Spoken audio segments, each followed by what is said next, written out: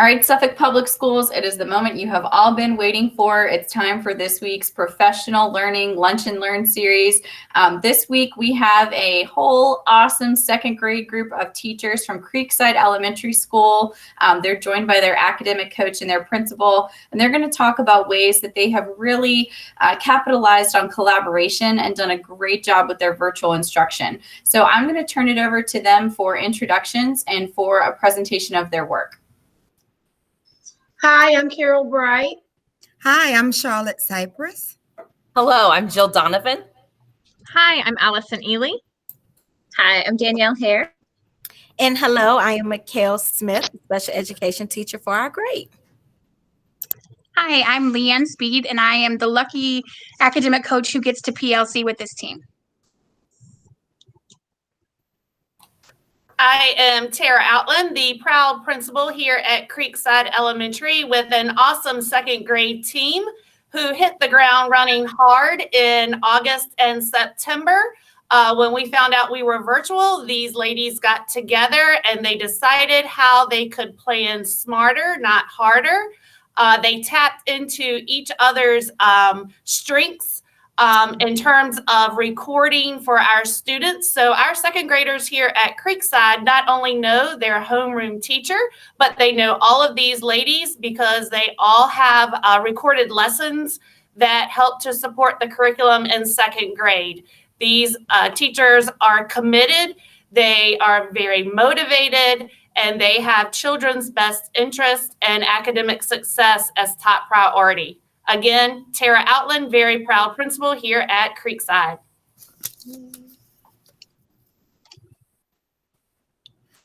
Hi, everyone. Again, I'm Charlotte Cypress, and this is a copy here of our planning document that we use. What we do is we plan weekly, and what we do with that is we make sure that we are 1 week ahead. All the time. We have this common planning document and we align it with the SOLs and the objectives. And how we do it is that each teacher is responsible for a particular subject. And that teacher plans and pre-records lessons and builds the modules.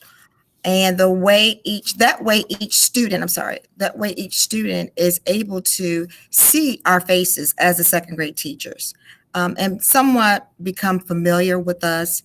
That way, in case we were to go hybrid, it wouldn't be like a new person. They would be somewhat familiar with us. And lastly, our live instruction time is used for small group instruction or to preview lessons and assignments. After we have finished our weekly subjects, everybody puts everything into Mrs. Ely's sandbox into the module for the following week. Then once everything has been completed, all we have to do is copy the module into our own courses and everything is ready to go. And like Mrs. Cypress said, we usually stay a week ahead. So we're always prepared. Okay, for our second grade, we have actually produced a folder and we have shared it amongst everybody along with our academic coach, and it's the second grade virtual folder. From that folder, we've broken it down into weeks. So for this week, we're on week 18. You click right into week 18, and within that folder, we have 4 to 5 folders. We have math, a reading, a science or social studies, a writing, and also an audio. And for each of those subjects, anything that we're doing for virtual activities or assignments, we are dropping into those subjects. So if ever we need to go into, let's say 18.1, which is a Monday, then we all know that we would click into math, click on the 18.1 math assignment, and everyone has the same assignment. We also include our audio, and in our audio, we have a lot of second graders that are still struggling with reading. So they struggle with directions and they struggle with the passages that we're giving for reading. So for our students, all of them have the opportunity to click on a megaphone next to the directions or next to the passage, and we are actually reading them the directions and the passages. So in case they are struggling, at least they can understand what they are reading with us reading them. So everyone is getting the directions in there along with the audio as well. This is an example of our week 19 module that we met yesterday, had it planned in the sandbox and copied it over to our own course, just to kind of give you a quick snapshot of what our module would look like. And so once we had copied it from our sandbox, or from my sandbox course, the only other thing that the teachers had to go in and do independently is to add this science common assessment that we're giving later that week. Everything else, the Google LTI assignments and everything else, transferred over. So it's really nice and much faster than trying to do everything on your own. I am in charge of usually planning the reading lessons for our grade level, and to kind of go over what our modules might look like when the children log in is that I usually use Epic or Bookflix or some other reading site to pre-record my shared reading lessons. And then I often have a video, sometimes I pre-record an engaged video as well with an activity. And I also try to pre-record an explanation of our assignment that we're doing so that the children will know what to expect and how to complete their assignment. And then some other things that we use Lililo, which is a free phonics spelling program. And this is just kind of a screenshot if you want to check it out for your kids. Our students usually practice 10 to 15 minutes a day to help with their spelling. And this is an example of helping them spell a CBC word for that activity. And something else that we typically do is we use Raz Kids or other reading books for our guided reading time.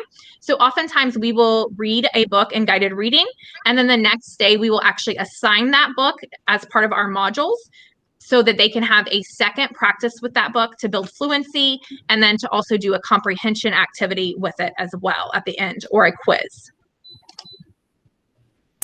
Okay, and Mrs. Smith and I are responsible for the math planning, and we always start typically in our meeting in the second grade with our SOLs and what we're doing, the pacing, and where are we, and what we're going to do next.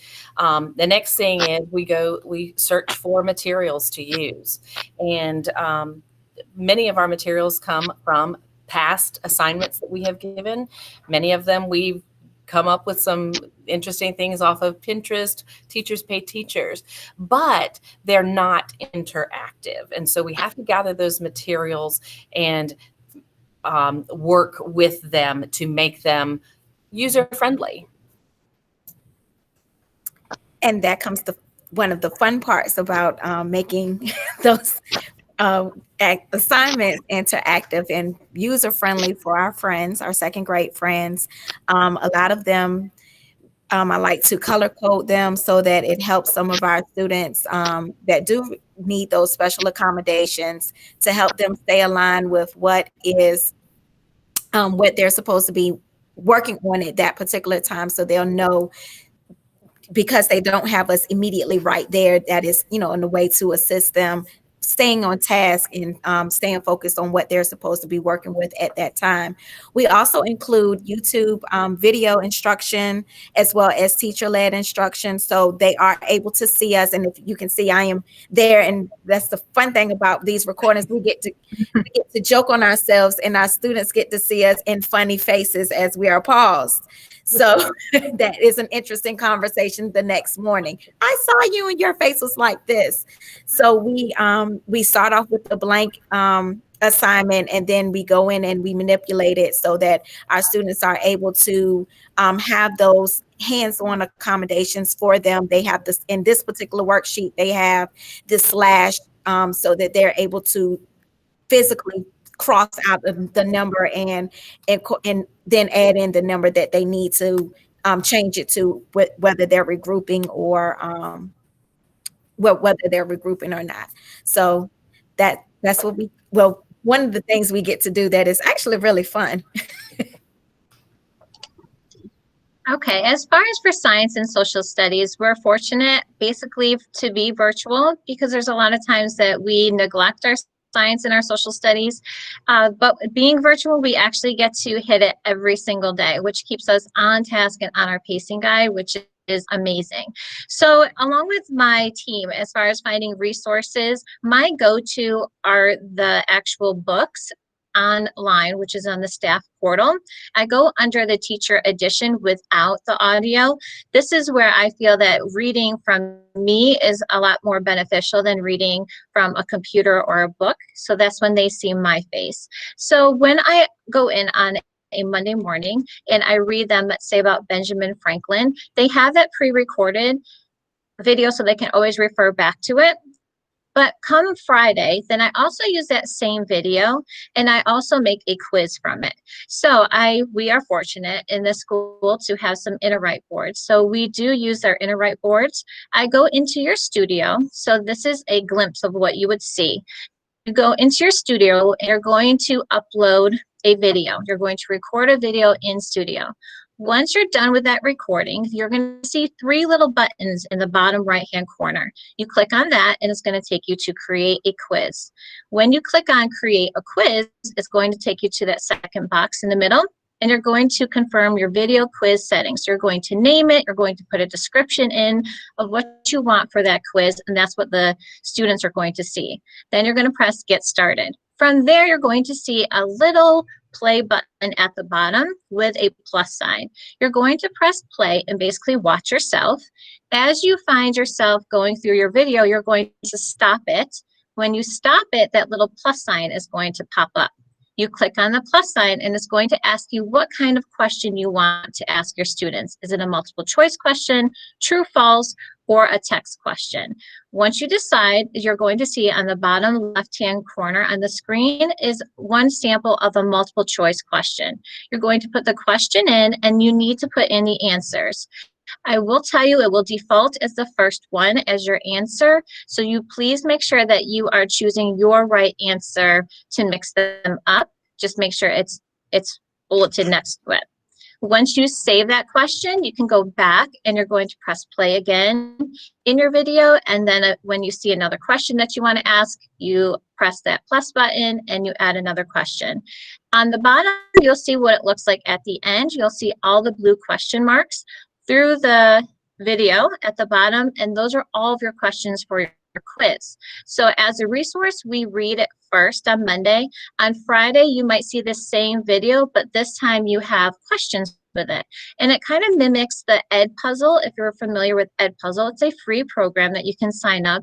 It mimics it exactly. They watch a video and the video also pauses and asks them questions throughout the video to make sure there's comprehension. So that is definitely one strategy that we use as teachers. We are also open if anyone wants to have a virtual meeting. Our team is more than welcome to help you any way that we can, either virtually or if you speak to your administrator and obviously speak to Ms. Outland to see if you could pop over and we can kind of show you. But if not, we are all open for virtual. Just let us know ahead of time and we are more welcome to help you out any way we can.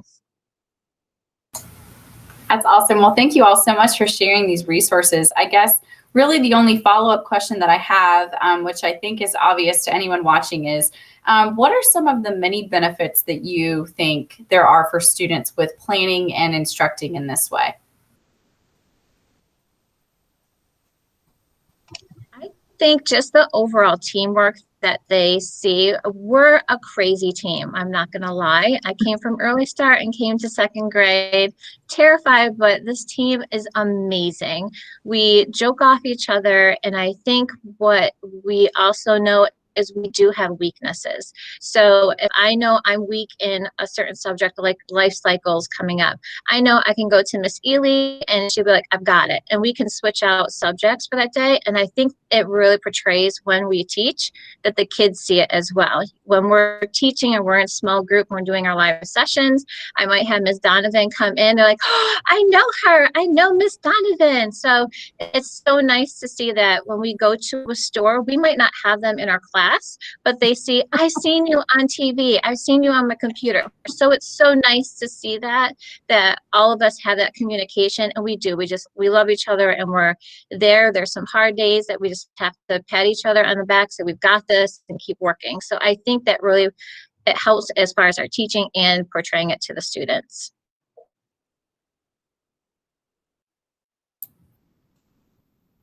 And then I don't know if I wanted to add into it, just for the students that receive special education services, they're able to get the diversity of not just seeing me, but seeing other teachers as well. And then I know some of our general ed students are benefiting from the accommodations and different strategies that I sprinkle in there for everybody to be able to utilize. And I know that is very helpful for all of our students, because as Ms. Hare said, we do have our weaknesses and we do have our strengths. And, if another person is stronger in the subject and can break it down a little bit better than myself or anyone else, go ahead and do it, and that strategy may work better for that particular student. So I love our team.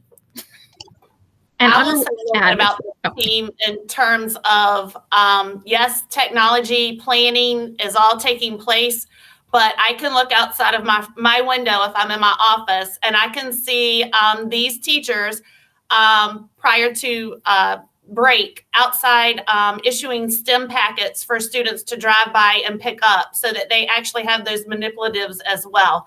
I do know for a fact, Ms. Smith, I believe you received a grant from our PTA. She made bags of manipulatives that had money and other counters and other things in there for her students, to make sure that not only are they getting the visuals, the technology, everything we have to offer there, but they're still tapping into those learners who still have to have those hard concrete manipulatives at home.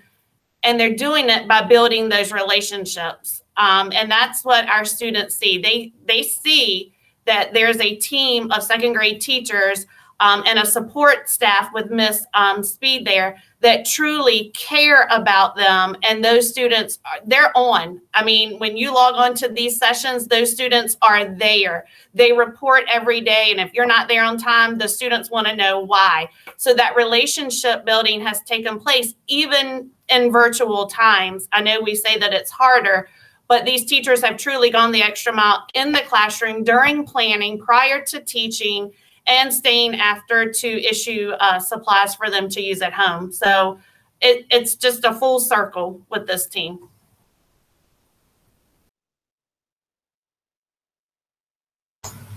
Miss Ely, did you have anything you wanted to add to that? Well, the only thing I was going to add was with our pre-recorded lessons, I also feel like if a child has a doctor's appointment or can't be at a live session, then they can watch that pre-recorded lesson at any time. Something else that's really valuable with the pre-recording is the fact that, for example, math, we've been really working on strategies for regrouping, which is a tough concept for second grade. And so in a video that we've created, we're sharing multiple strategies so the child can go back and rewatch it and focus just on their strategy that they're choosing that works best for them. And they can rewatch just that portion over and over again to kind of get, a feel for it, or really understand the concept and how it's getting. So if we were live, then it would be, they wouldn't have the opportunity to necessarily go back and rewatch or revisit those strategies in those videos. Wow. Well, all I can say is thank you so much, Miss Speed, for bringing this group to my attention. I am so excited to share this amazing presentation and video with the rest of Suffolk Public Schools. I think this is an incredible model beyond just virtual. I mean, how powerful for these students that they are getting to work with so many different teachers with so many different strengths. You've talked so much about just accommodations and different ways for them to learn. With referencing just different strategies, manipulatives, et cetera. So I am thrilled for your students. They are so lucky to have you. And I'm thrilled for Suffolk Public Schools that we have such a great group that we can showcase and hopefully get some other groups to want to learn from and reach out to you with some great suggestions. So thanks again so much for joining us today and for sharing your wisdom. Thank you for having us.